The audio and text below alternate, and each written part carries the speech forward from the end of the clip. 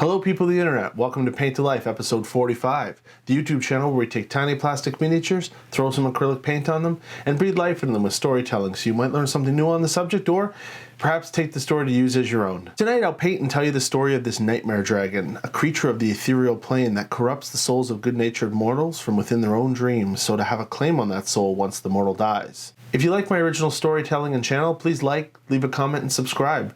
I really appreciate it. Anyways, I'm GM Atank, let's get painting.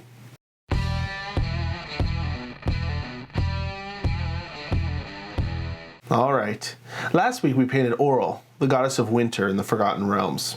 She's the main antagonist in the Rime of the Frost Maiden campaign, so you can check that video out here, give it a go and see what fighting a goddess would be like. Tonight we're going to be talking about witches, or as they're known in the Forgotten Realms, hags.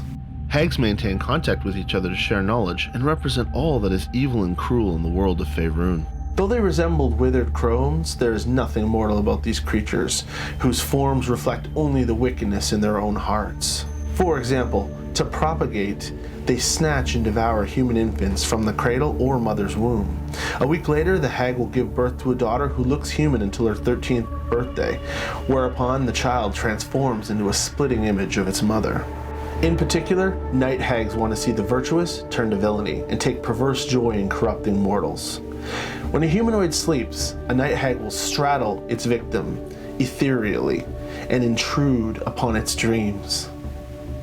The ethereal hag fills her victim's head with doubts and fears in the hope of tricking it into performing evil acts in the waking world. If they are successful, when that victim dies, its soul is forfeit to the night hag, who will transport it to Hades for sale to the highest bidder. Now, that sounds terrifying, but what is even more potent and effective than a night hag at waging the same trade? The answer is their occasional cohort, the Nightmare Dragon, a species of esoteric dragons native to the ethereal realm. These ebony dragons have tangerine-colored frills and appear terribly contorted and trail shadows as they move. They too will intrude upon dreams, change their form as they will, and utterly dominate anyone's dreamscape. What does it mean to control a dreamscape?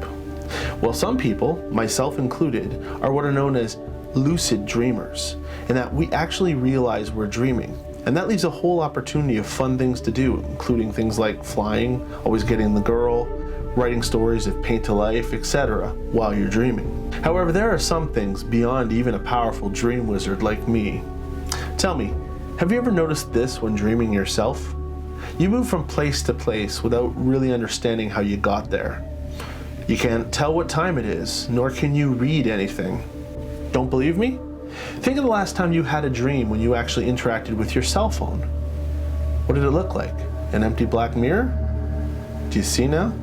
Nightmare dragons have absolute control of the dream state and face no restrictions whatsoever.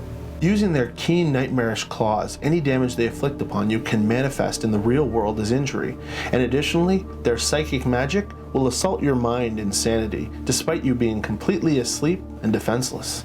These hunters of the dimension of dreams seek to inflict nightmares on sleepers and make existing bad dreams even more terrifying. For once a nightmare dragon has selected its target, even the most resilient soul is likely doomed.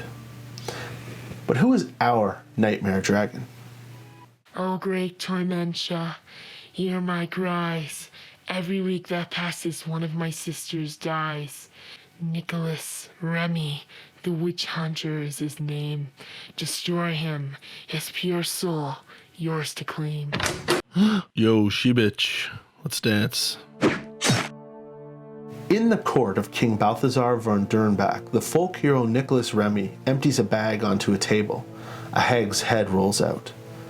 A footman hands him his bounty, and he begins to count it. The king comments, "The bounty is not a coin short." To which Nicholas replies, "It's nothing personal, Your Majesty. I just refuse to do charity work. The job is the job." "Very good, my lad. That's 7 in just under 6 months from all corners of my kingdom. How do you do it?" "It's simple. I don't dream. These creatures, they attack you from the ethereal realm when your guard is down, fast asleep. I have no family, friends. I don't have desires, fears, vulnerabilities. They can't get in. I love nothing but my job, and frankly, when they do try and make me dream, well, It's free mental exercise and training for me. Then I just track them down here on the material plane and, well, get head. Very good indeed. You are responsible for keeping us all safe. Please, stay here tonight as our welcome guest. That night, Nicholas did indeed have a dream. He found himself in woods he didn't recognize, naked. But he wasn't scared in one bit. It was a tad chilly, though.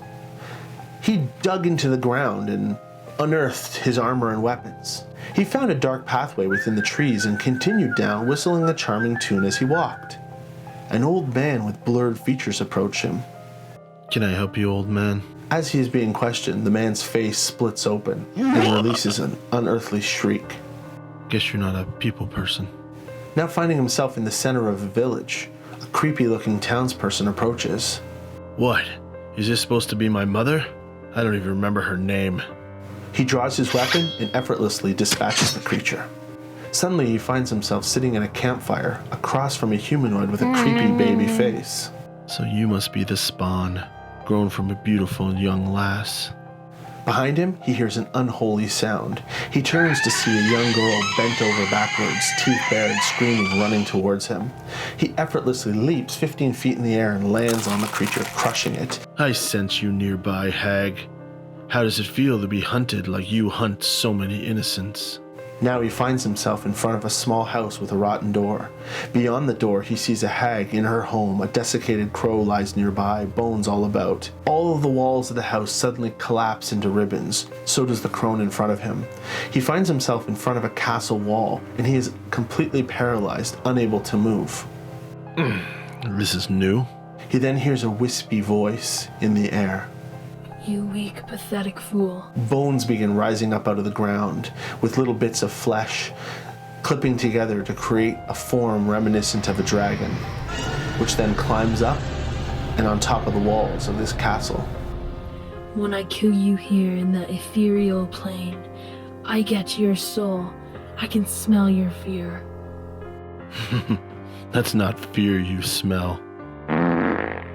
The dragon is shocked as Nicholas casually breaks through his paralysis and grows to an immense size. Now, I've never seen anything like you before. Let's see what's inside. He begins to break the dragon apart like a giant eating a chicken. Black, flowing substance pours out and begins to diminish. As he tries to squash the ebony goo, Nicholas shouts, These are my dreams. I'm in control. I'm going to find you in the world and end you, you creature of darkness.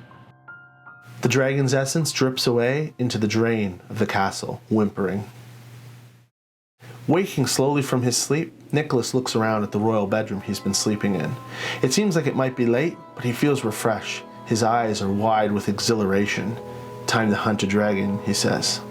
Now fully dressed and armored, Nicholas is walking through the village outside the walls of the castle. He's treated like a local legend. He's a folk hero. Everyone loves him. That's when he sees a young girl in a cage. He inquires with the village sheriff, and he finds out that the girl is suspected of being a witch. They found her at the edge of the village near the forest, talking to the forest creatures, and all the townspeople know that witches can spawn from young girls. Now, using his holy water and protection from evil magic, he begins doing something he's done many times. Girl, what is your name? How old are you? I am Jennifer, and I am 14, my lord. She begins to sob. They say I'm evil. I'm not. My own father wants me dead. She cries. Yeah, save the waterworks. Doesn't look evil. Hold still. He places his holy symbol on her forehead where it rests, firmly but harmlessly. Sheriff, I stopped here looking for my quarry, but who you have here is no hag. Nicholas Remy convinces the sheriff that the girl in this cage is no witch, and the sheriff agrees to let her out. But before he can unlock the cage, a door nearby opens and a man comes storming out. He explains that he is the girl's father, and while he seems familiar to Nicholas, he's furious, saying that she killed her mother when she was born, she's always acted strange, she's evil incarnate. The girl weeps intensely under the barrage of hate from her own father, and a repressed memory of Nicholas's own father flashes before his eyes. What am I doing? Listen, This young woman is no hag. Free her at once. He announces, and agrees to take the freed girl to the castle for her own protection. The dragon will have to wait. You are no longer this girl's father. Do not follow us. You've clearly lost your mind. He points a thick finger at the father. The young woman thanks him. This is no free ride. I will take you to the castle so you may earn your keep as a servant, or whatever the hell people do in castles. Of course, my lord. Now at the castle, the guards let him back into his room, and on his command go to find the king. That's when he hears the girl's father's voice coming down the hall. He goes out to confront the man. I warned you not to follow us. Jennifer's father is approaching with an evil look about him, dagger in hand, mumbling about ending the beast's life. Nicholas draws his ornate dagger from his belt. The father says, Just what is the meaning of this? As Nicholas plunges the dagger into his chest, he lets out a cry of anguish. He whirls around to see the young girl's facial features twist into that of an ebony-skinned, draconic face with white mouth and white eyes. Oh no, I'm still asleep. A soft, white light, shimmering like a star, emerges from his chest and floats in the air towards the dragon and into its open mouth. Terrified for the first time that he can remember, Nicholas turns back towards the man wearing a bedrobe lying face down in a pool of blood on the floor. The laughing behind him faded into nothingness.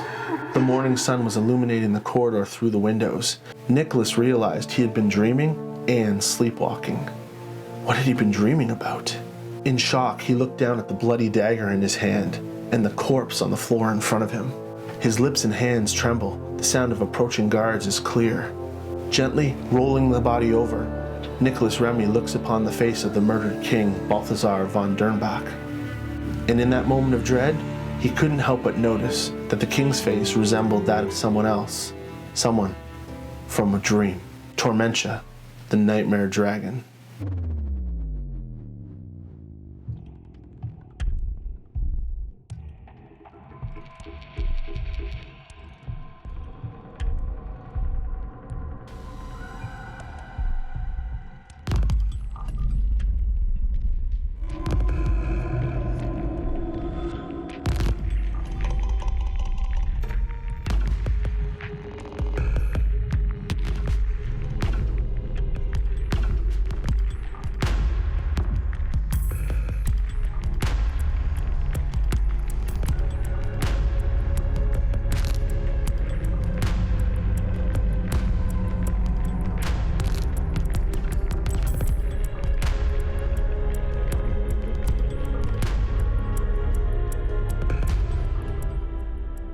All right, so here she is, Tormentia, for the shelf. Don't you hate having a dream so real you wake up with the taste of the fiction still in your brain? Like trying to actually remember whether or not you actually won $100 million yesterday? Those epiphanies suck. So don't forget, head on down to your friendly local gaming store, pick up a miniature and paints to begin your own mini painting adventure. That's all I have for this week's episode. Hope you have a good week. Stay safe, stay healthy. I'm GM Atank. Wash your hands, people.